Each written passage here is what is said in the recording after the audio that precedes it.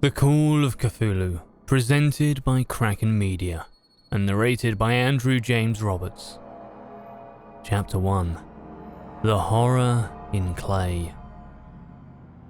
The most merciful thing in the world, I think, is the inability of the human mind to correlate all of its contents. We live on a placid island of ignorance, in the midst of black seas of infinity, and it was not meant that we should voyage far. The sciences, each straining in its own direction, have hitherto harmed us little, but someday the piecing together of disassociated knowledge will open up such terrifying vistas of reality and our frightful position therein, that we shall either go mad from the revelations or flee from the deadly light into the peace and safety of a new dark age. Theosophists have guessed at the awesome grandeur of the cosmic cycle, wherein our world and human race form transient incidents. They have hinted at strange survivals in terms which would freeze the blood if not masked by a bland optimism. But it is not from them that there came the single glimpse of forbidden aeons which chills me when I think of it and maddens me when I dream of it. That glimpse, like all dread glimpses of truth, flashed out from an accidental piecing together of separated things. In this case, an old newspaper item and the notes of a dead professor. I hope that no one else will accomplish this piecing out. Certainly, if I live, I shall never knowingly supply a link in so hideous a chain. I think that the professor, too, intended to keep silent regarding the part he knew, and that he would have destroyed his notes had not sudden death seized him. My knowledge of the thing began in the winter of 1926 to 27. With the death of my granduncle George Gamble Angle, Professor Emeritus of Semitic Languages in Brown University, Providence, Rhode Island. Professor Angle was widely known as an authority on ancient inscriptions and had frequently been resorted to by the heads of prominent museums, so that his passing at the age of 92 may be recalled by many. Locally, interest was intensified by the obscurity of the cause of death. The professor had been stricken whilst returning from the Newport boat, falling suddenly, as witnesses said, after having been jostled by a nautical-looking black man who had come from one of the queer dark courts on the precipitous hillside which formed a shortcut from the waterfront to the deceased's home in William Street. Physicians were unable to find any visible disorder, but concluded, after perplexed debate, that some obscure lesion of the heart induced by the brisk ascent of so steep a hill by so elderly a man was responsible for the end. At the time, I saw no reason to dissent from this dictum, but latterly I am inclined to wonder, and more than wonder. As my granduncle's heir and executioner, for he died a childless widower, I was expected to go over his papers with some thoroughness, and for that purpose, moved his entire set of files and boxes to my quarters in Boston. Much of the material which I correlated will be later published by the American Archaeological Society. But there was one box which I found exceedingly puzzling, and which I felt much averse to showing to other eyes. It had been locked, and I did not find the key till it occurred to me to examine the personal ring which the professor carried always in his pocket. Then indeed I succeeded in opening it, but when I did so, it seemed only to be confronted by a greater and more closely locked barrier. For what could be the meaning of the queer clay bas-relief and the disjointed jottings, ramblings and cuttings which I found? Had my uncle, in his latter years, become credulous of the most superficial impostures? I resolved to search out the eccentric sculptor responsible for this apparent disturbance of an old man's peace of mind. The bas-relief was a rough rectangle less than an inch thick and about 5 by 6 inches in area, obviously of modern origin. Its designs, however, were far from modern in atmosphere and suggestion, for although the vagaries of cubism and futurism are many and wild, they do not often reproduce that cryptic regularity which lurks in prehistoric writing. And writing of some kind, the bulk of these designs seemed certainly to be, though my memory, despite much familiarity with the papers and collections of my uncle, failed in any way to identify this particular species or even to hint at its remotest affiliations. Above these apparent hieroglyphics was a figure of evidently pictorial intent, though its impressionistic execution forbade a very clear idea of its nature. It seemed to be a sort of monster, or symbol representing a monster, of a form that only a diseased fancy could conceive. If I say that my somewhat extravagant imagination yielded simultaneous pictures of an octopus, a dragon, and a human caricature, I should not be unfaithful to the spirit of the thing. A pulpy, tentacled head surmounted a grotesque and scaly body with rudimentary wings. But it was the general outline of the whole thing which made it most shockingly frightful. Behind the figure was a vague suggestion of a cyclopean architectural background. The writing accompanying this oddity was, aside from a stack of press cuttings in Professor Angle's most recent hand, and made no pretense to literary style. What seemed to be the main document was headed Cthulhu Cult, in characters painstakingly printed to avoid the erroneous reading of a word so unheard of. The manuscript was divided into 2 sections, the first of which was headed 1925, Dream and Dreamwork of H.A. Wilcox, 7 Thomas Street, Providence, R.I. And the second, Narrative of Inspector John R. LeGrasse, 121 Bineville Street, New Orleans, L.A. at 1908 A.A. S. MTG. Notes on the same, and Professor Webb's account. The other manuscript papers were all brief notes, some of them accounts of the queer dreams of different persons, some of them citations from theosophical books and magazines, notably W. Scott Eliot's Atlantis and the Lost Lemuria, and the rest comments on long-surviving secret societies and hidden cults, with references to passages in such mythological and anthropological sourcebooks as Fraser's Golden Boar and Miss Murray's Witch Cult in Western Europe. The cuttings largely alluded to outre mental illnesses and outbreaks of group folly or mania in the spring of 1925. The first half of the principal manuscript told a very peculiar tale. It appears on the 1st of March 1925. A thin, dark young man of neurotic and excited aspect had called upon Professor Angle bearing the singular clay bas-relief, which was then exceedingly damp and fresh.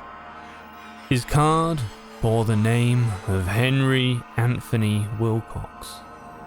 My uncle had recognized him as the youngest son of an excellent family slightly known to him, who had latterly been studying sculpture at the Rhode Island School of Design and living alone at the Fleur de Lis building near that institution. Wilcox was a precocious youth of known genius, but great eccentricity, and had from childhood excited attention through the strange stories and odd dreams he was in the habit of relating. He called himself psychically hypersensitive, but the staid folk of the ancient commercial city dismissed him as merely queer. Never mingling much with his kind, he had dropped gradually from social visibility and was now known only by a small group of ace-fates from other towns. Even the Providence Art Club, anxious to preserve its conservatism, had found him quite hopeless. On the occasion of the visit, ran the professor's manuscript. The sculptor abruptly asked for the benefit of his host's archaeological knowledge in identifying the hieroglyphics on the bas-relief. He spoke in a dreamy, stilted manner which suggested Poe's and alienated sympathy, and my uncle showed some sharpness in replying, for the conspicuous freshness of the tablet implied kinship with anything but archaeology.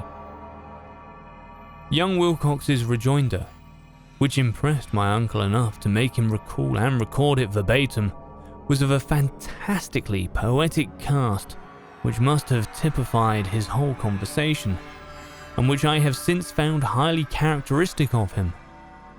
He said, "It is new indeed, for I made it last night in a dream of strange cities and dreams of older than brooding Tyre, or the contemplative Sphinx, or garden-girdled Babylon." It was then that he began that rambling tale which suddenly played upon a sleeping memory and won the fevered interests of my uncle. There had been a slight earthquake tremor the night before, the most considerable felt in New England for some years, and Wilcox's imagination had been keenly affected. Upon retiring, he had an unprecedented dream of great cyclopean cities of titan blocks and sky-flung monoliths, all dripping with green ooze and sinister with latent horror. Hieroglyphics had covered the walls and pillars, and from some undetermined point below had come a voice. It was not a voice, a chaotic sensation which only fancy could transmute into sound, but which he attempted to render by the almost unpronounceable jumble of letters. Cthulhu Fatagan. This verbal jumble was the key to the recollection which excited and disturbed Professor Angle. He questioned the sculpture with scientific minuteness and studied with almost frantic intensity the bas-relief on which the youth had found himself working, chilled and clad in only his night clothes, when waking had stolen bewilderingly over him. My uncle blamed his old age, Wilcox afterwards said, for his slowness in recognizing both hieroglyphics and pictorial design. Many of his questions seemed highly out of place to his visitor, especially those which tried to connect the latter with strange cults or societies. And Wilcox could not understand the repeated promises of silence which he was offered in exchange for an admission of membership in some widespread mystical or paganly religious body. When Professor Angle became convinced that the sculptor was indeed ignorant of any cult or system of cryptic lore, he besieged his visitor with demands for future reports of dreams. This bore regular fruit, for after the first interview the manuscript records daily calls of the young man, during which he related startling fragments of nocturnal imagery, whose burden was always some terrible cyclopean vista of dark and dripping stone, with a subterranean voice or intelligence shouting monotonously in enigmatical sense impacts, uninscribable save as gibberish. The two sounds most frequently repeated are those rendered by the letters Cthulhu and Relief. On March 23rd, the manuscript continued. Wilcox failed to appear, and inquiries at his quarters revealed that he'd been stricken with an obscure sort of fever and taken to the home of his family in Waterman Street. He had cried out in the night, arousing several other artists in the building, and had manifested since then only alternations of unconsciousness and delirium. My uncle at once telephoned the family, and from that time forward kept close watch of the case, calling often at the Thayer Street office of Dr. Toby, who he learned to be in charge. The youth's febrile mind, apparently, was dwelling on strange things, and the doctor shuddered now and then as he spoke of them. They included not only a repetition of what he had formerly dreamed, but touched wildly on a gigantic thing miles high, which walked or lumbered about. He at no time fully described this object, but occasional frantic words, as repeated by Dr. Toby, convinced the professor that it must be identical with the nameless monstrosity he had sought to depict in his dream sculpture. Reference to this object, the doctor added, was invariably a prelude to the young man's subsidence into lethargy. His temperature, oddly enough, was not greatly above normal, but his whole condition was otherwise such as to suggest true fever rather than mental disorder. On April 2nd, at about 3 p.m., every trace of Wilcox's malady suddenly ceased. He sat upright in bed, astonished to find himself at home and completely ignorant of what had happened in dream or reality since the night of March 22nd. Pronounced well by his physician, he returned to his quarters in 3 days. But to Professor Angle, he was of no further assistance. All traces of strange dreaming had vanished with his recovery, and my uncle kept no record of his night thoughts after a week of pointless and irrelevant accounts of thoroughly usual visions.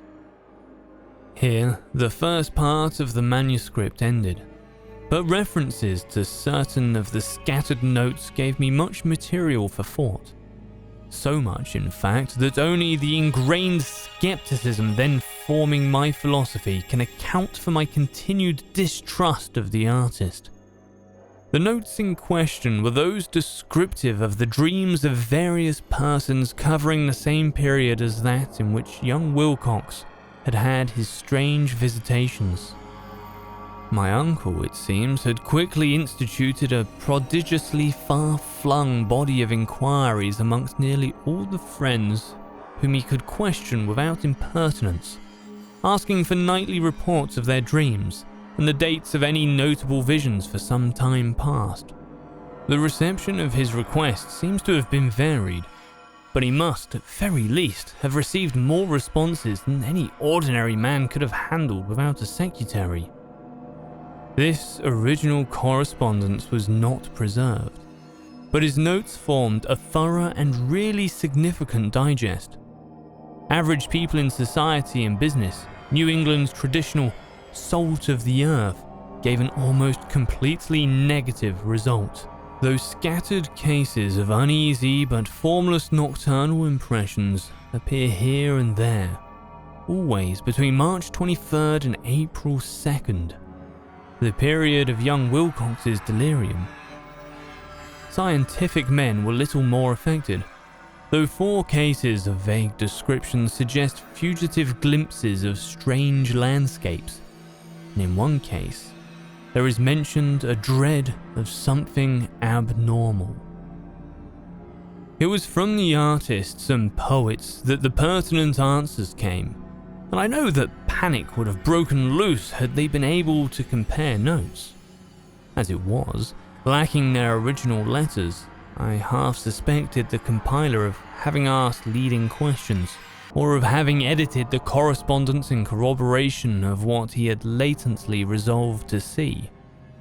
That is why I continued to feel that Wilcox, somehow cognizant of the old data which my uncle had possessed, had been imposing on the veteran scientist. These responses from Eastfeets told a disturbing tale. From February 28th to April 2nd, a large proportion of them had dreamed very bizarre things, the intensity of the dreams being immeasurably the stronger during the period of the sculptor's delirium. Over a fourth of those who reported anything reported scenes and half sounds not unlike those which Wilcox had described. And some of the dreamers confessed acute fear of the gigantic nameless thing visible toward the last. One case, which the note describes with emphasis, was very sad. The subject, a widely known architect with learning toward theosophy and occultism, went violently insane on the date of young Wilcox's seizure and expired several months later after incessant screaming to be saved from some escaped denizen of hell.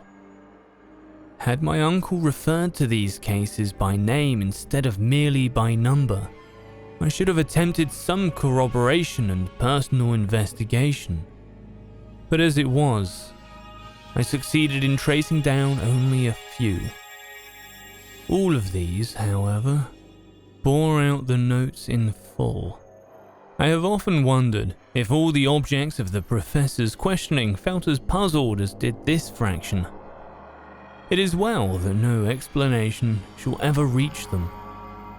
The press cuttings, as I have intimated, touched on cases of panic, mania, and eccentricity during the given period. Professor Angle must have employed a cutting bureau. The number of extracts was tremendous, and the sources scattered throughout the globe. Here was a nocturnal suicide in London, where a lone sleeper had leapt from a window after a shocking cry. Here, likewise, a rambling letter to the editor of a paper in South America, where a fanatic deduces a dire future from visions he has seen. A dispatch from California describes a theosophist colony as donning white robes en masse for some glorious fulfillment which never arrives, whilst items from India speak guardedly of serious native unrest towards the end of March. Voodoo orgies multiply in Haiti, and African outposts report ominous mutterings. American officers in the Philippines find certain tribes bothersome about this time, and New York policemen are mobbed by hysterical Levantines on the night of March 22nd to 23rd. The west of Ireland too is full of wild rumor and legendary, and a fantastic painter named Ardui Bonnet hangs a blasphemous dream landscape in the Paris Spring Salon of 1926. And so numerous are the recorded troubles in insane asylums that only a miracle can have stopped the medical fraternity from noting some strange paralesiums and drawing mystified conclusions. A weird bunch of cuttings, all told, and I can at this date scarcely envisage the callous rationalism with which I set them aside. But I was then convinced that young Wilcox had known for the older matters mentioned by the professor. Thank you very much for listening. I hope you've enjoyed the first chapter of the Call of Cthulhu. This is a new channel, so it'd be very, very helpful to me if you'd mind liking this video and sharing it. And be sure to subscribe so you get notified when I hopefully, very soon, release chapter 2. Also, any feedback's welcome. And if you have suggestions for other stories to do, let me know. See you in the next video.